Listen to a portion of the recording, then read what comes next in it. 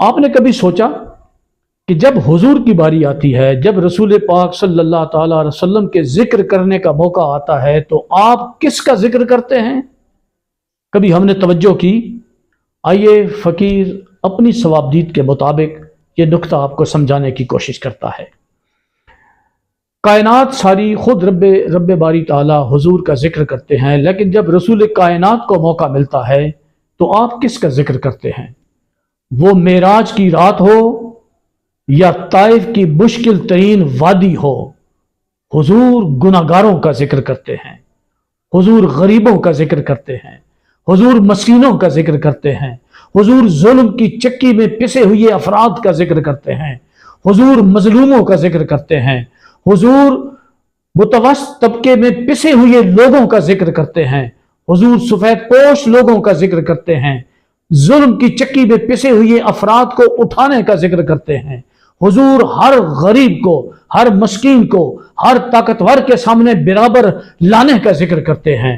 سو حضور ہمیشہ مخلوق کی برابری کا ذکر کرتے ہیں، اور برابری انصاف سے پیدا ہوتی ہے، برابری نظام انصاف اور نظام عدل سے پیدا ہوتی ہے۔ وہ نظام انصاف جو نظام عدل کے تابع رہے، نظام عدل، نظام انصاف کاغذوں اور دلائلوں کا محتاج، نظام عدل اندر جاتی پا کے اصل روح کو نکال لیتا ہے، اصل معاملہ کیا تھا۔ سرکار کی زندگی مبارک میں آپ دیکھیں تو حضور نے بعض مقام پر بعض حکمت کے تحت کسی کو اجازت دی کہ ہاں تو گناہ کرنا چاہتا ہے کر۔ وہ ایک شخص آیا، اس نے کہا حضور میں کلمہ پڑھنا چاہتا ہوں مگر 4 گناہ ہیں، نہیں چھوڑ سکتا۔ اس نے اپنے گناہ بتائے، سرکار نے فرمایا اس میں سے ایک جھوٹ بولنا چھوڑ دے۔ حضور نے جھوٹ سے نفرت کی، جس کو پھر قرآن مجید نے بھی بڑی شدت کے ساتھ کہا، لعنت اللہ علی الکاذبین، جھوٹوں پر اللہ کی لعنت ہو۔